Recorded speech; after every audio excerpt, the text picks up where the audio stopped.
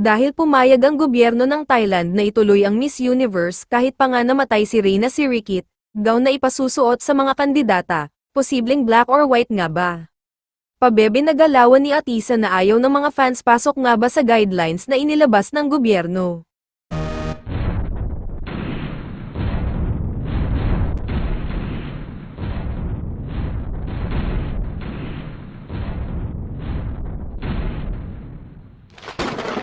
Marami ang fans na nagsasabi na kinakabahan sila sa moves ni Atisa manalo dahil di umano ay pabebe ito. Ayon sa kanila, kung gusto manalo ni Atisa, alisin niya ang salitang know when to pick.at simula pa lang dapat ay pasabog na. Pero sabi ng iba, malamaya talaga ang kilos ni Atisa kaya wag na umasa sa ikalimang korona. Pero, dahil sa namatay ang Queen Mother of Thailand, ini-anunsyo na kahit pinayagan ang Miss Universe na matuloy, magkakaroon ng adjustment sa program, sa flow of events, at syempre sa kilos at kasuutan ng mga kalahok, solemnity ang paiiralin, so hindi pwede ang pasabog na aura, hindi pwede ang malamis grand na atake, at kung mahinhin na may dating, may edge si Atisa dito dahil sanay na siya sa ganoong aura, yung tipong dinadaan niya lang sa ngiti niya. Sabo nga ng ibang fans, mukhang Miss Universe na ang nag-adjust para kay Atisa para manalo siya, kung sa dress and gowns naman, ilang beses na rin na nagsuot ng black gown si Atisa. At lahat naman ay magandang tingnan sa kanya,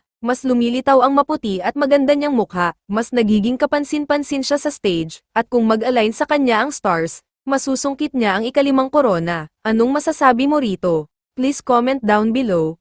Please like and subscribe. Thank you.